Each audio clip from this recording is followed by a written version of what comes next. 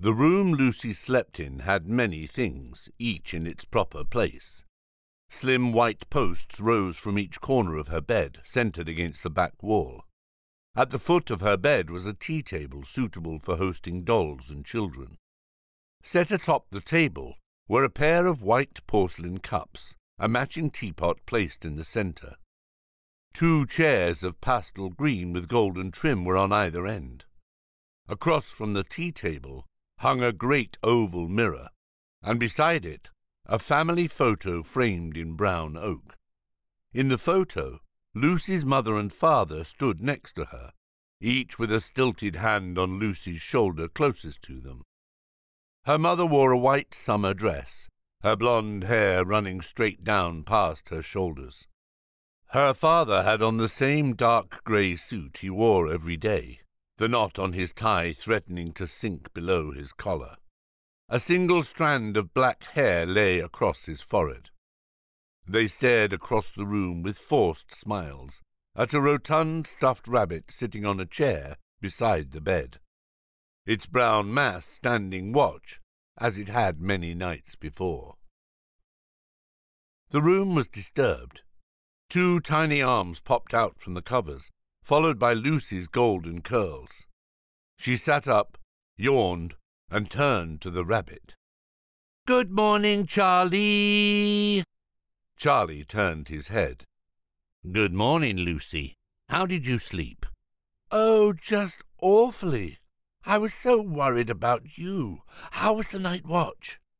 Before Charlie could respond, Lucy's mother came in carrying a golden tray, a cacophony of roaring lions and trumpeting angels etched into its legs and base.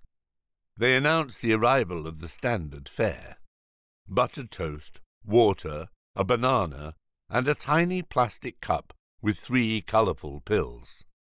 "Good morning, Lucy." She turned her attention to the rabbit.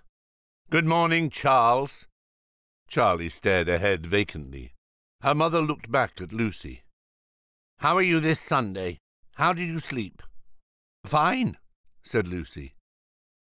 Lucy had learned the value of fine the past few months.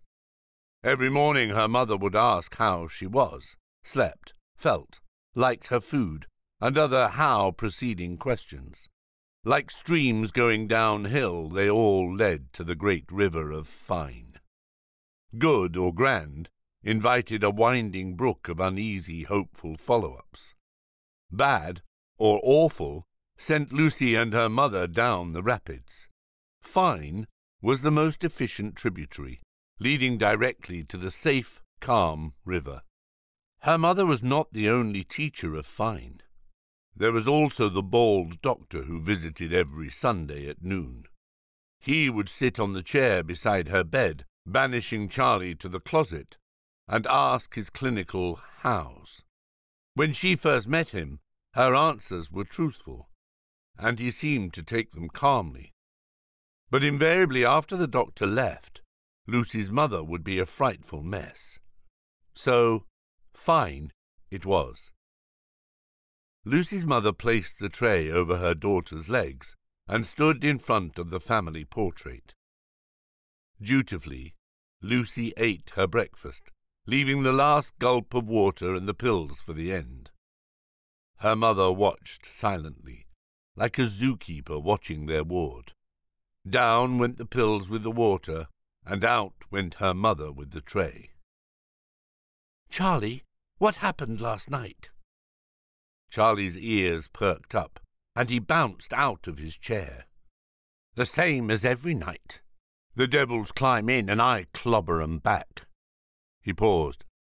"I don't think this tale can be told without tea. This will not do. Can you pour us some, dear Lucy?" She slid down the end of her bed and shuffled to the table.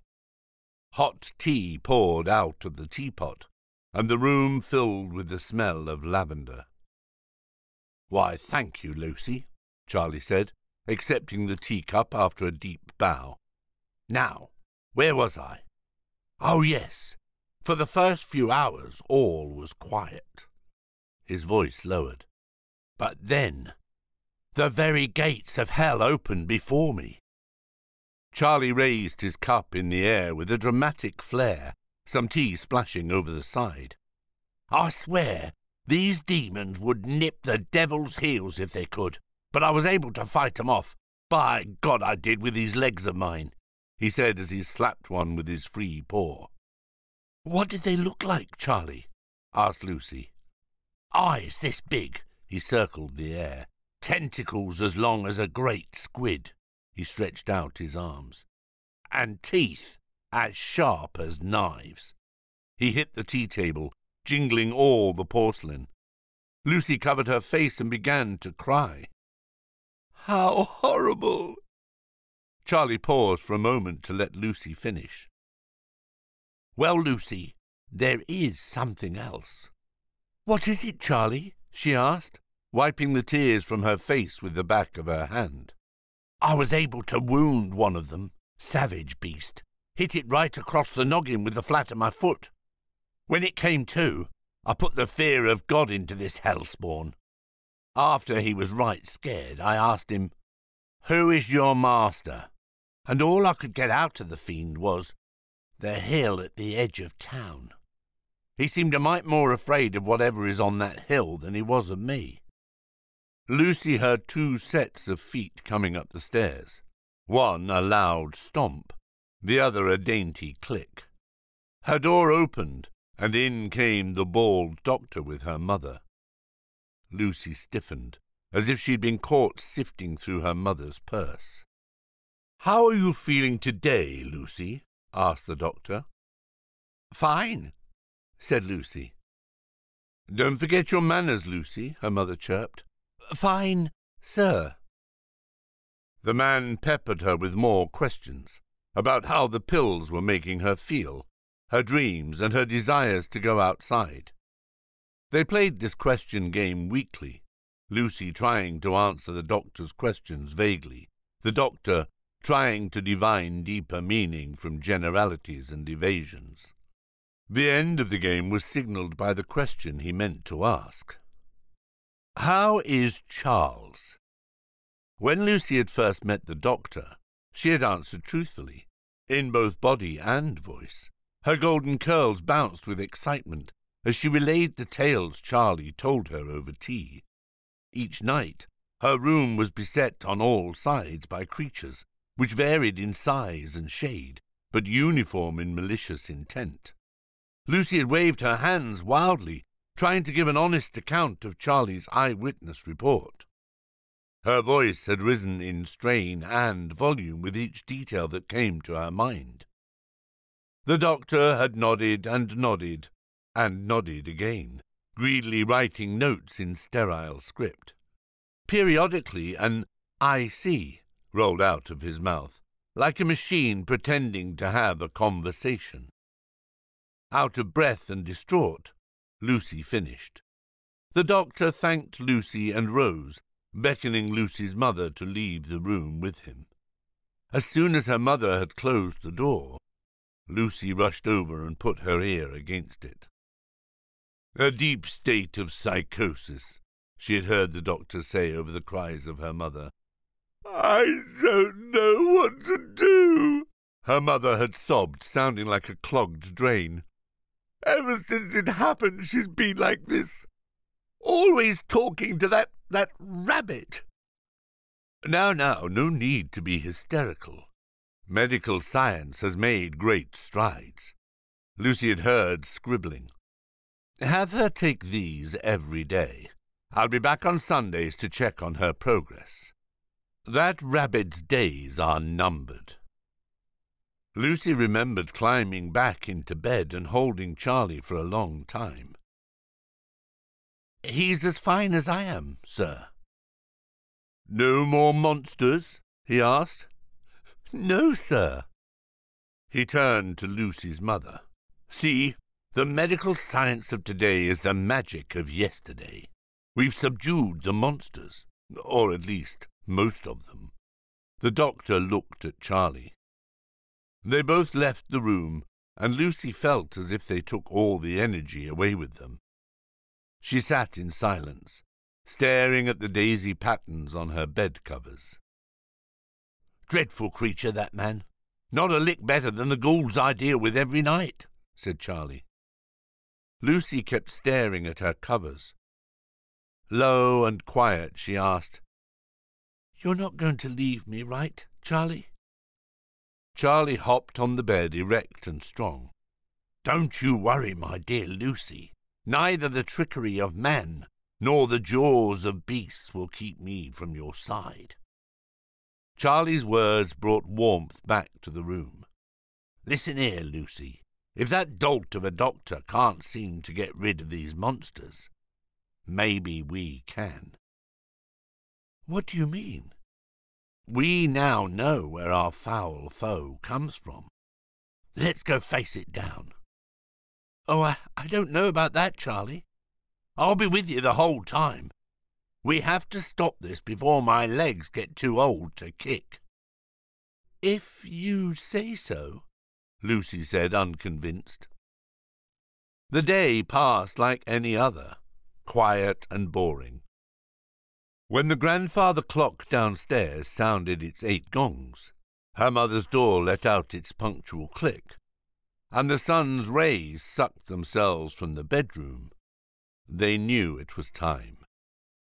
Charlie opened the window and signalled for Lucy to come over. She looked down at the lawn below and turned to Charlie with a face of panic. "This ain't nothing," he said. He climbed up onto the frame and stuck his arms out like a swimmer attempting a dive. With the poise and grace of his kind, he bounded to the lawn below, and the grass caught the noise of his landing. "See, Lucy? Easy as rolling off a log." Lucy had none of the innate abilities of a rabbit, but she remembered reading a story once where children used a set of sheets to solve a similar predicament. Rummaging through her trunk, she pulled out several colourful sheets and began the work of tying them together. When she was satisfied with the strength and length of her makeshift rope, she again approached the window. The drop appeared longer than before, and Lucy felt less sure of her knots. "You can do it, Lucy," Charlie whispered. Lucy pulled on her knots again. They shifted a little but did not separate. She tied one end to the leg of her bed and threw the other out the window. Its slight thud against the lawn made Lucy listen for any echoed disturbances in the house. When she was sure that her mother still slept soundly, she continued. Lucy pulled on the sheet and nothing moved. Gingerly, she mounted the frame and began her descent. She hung in the air, unable to let go. Her hands felt like clamps. "One hand at a time," said Charlie. Slowly, she let herself down, her grip reluctantly giving way as she lowered herself one hand before the other. Before she could register her progress, her feet felt the ground. "See, Lucy? Like I said, easy." They crossed the lawn to the sidewalk and turned left. The street led straight to a forest, and behind it loomed the hill they intended to climb. Atop the hill was a great tree, its silhouette rising into the starry night. Lucy skipped along the pavement, Charlie hopping behind her. Despite their objective, the quiet and comfort of a summer night felt free. Lucy hadn't been allowed outside in months. They made their way with a light breeze against their backs. Each home they passed appeared sombre, stately, and imposing. She felt like an adventurer exiting a castle with a quest from the Queen. The homes like guards seeing her out the gates. As they walked further down the street, the forest grew taller, the lights dimmer and thinner. Even the houses looked like they were pulling away from the forest. The road ended where a trail began. "Charlie, I don't know if I can do this." "Well, we can always turn back. I myself have done so before." He hopped over to her and put his great paws on her shoulders. "But listen, if we don't face down these vile monsters now, they will follow you for the rest of your life. They'll be under your bed, coming through your window, and crawling from your closet. If we take care of it tonight, you will be free." Lucy hugged Charlie as tight as she could. She gulped. "Okay, Charlie, okay." They pressed on into the wood, the scant light rapidly fading behind them. "We can't see," said Lucy. "Not to worry." Charlie slapped his stomach, and his nose began to glow a dusty yellow. Lucy was startled as the forest transformed into a stew of shadows. Out of the darkness came wicked smiles, probing limbs, grasping hands, and starving jaws. Lucy was about to scream when Charlie signalled her forward. The shades receded, and the forest stilled. Only the rustle of their footsteps softly broke its silence. They came to a fork in the trail with a signpost in between. Charlie pushed his face up to it and squinted. "Don't make much sense to me. White Cross, Pumperly. Which way do you think we should go?" "I'm not sure," Lucy said. "In my life, when I've come to a place where I can't decide which way to go, there's always Lady Luck to consult," Charlie said, the light on his nose wobbling between dim and bright. "Lady Luck?" "Chance, fate, the indeterminate aspect of the universe." His voice rose to a shout. His noise beamed like a star, and Lucy pushed her palms down against the air. "Ah, yes, quiet. Sorry," he whispered. "We can't guarantee we will get where we need to go, but we won't get anywhere if we stay put. Any ideas on how we curry her favour?" "I know." She approached the signs and pointed from one to another as she chanted, "Charlie, Barley, Marley, Ma, kick a monster in the craw. If he hollers, let him squawk. Charlie, Barley, Marley, Ma." Her fingers landed on the Pumperly sign. "That about settles it," said Charlie. Lucy paused. "I don't think I like Pumperly. Let's go down White Cross." Charlie let out a full-bellied laugh, the light from his nose bouncing with his body. "Marvellous!" Down White Cross they went. It bent and wound like a brook and was almost as wet. Clouds laid a misty haze on the trail and between the trees.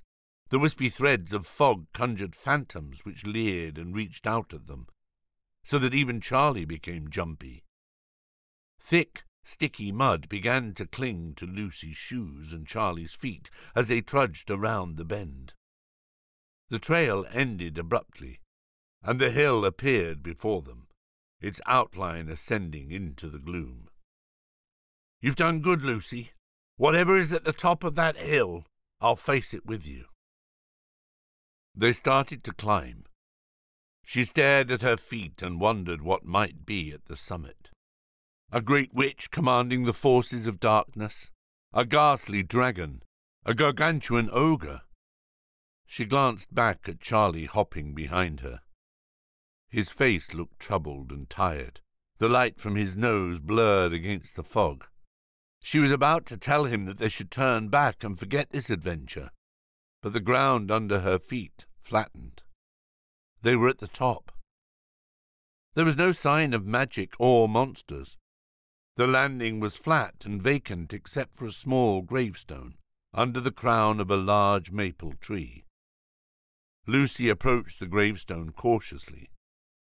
Brittle brown flower stems were scattered on the bare patch of dirt in front of it. They crunched beneath her shoes.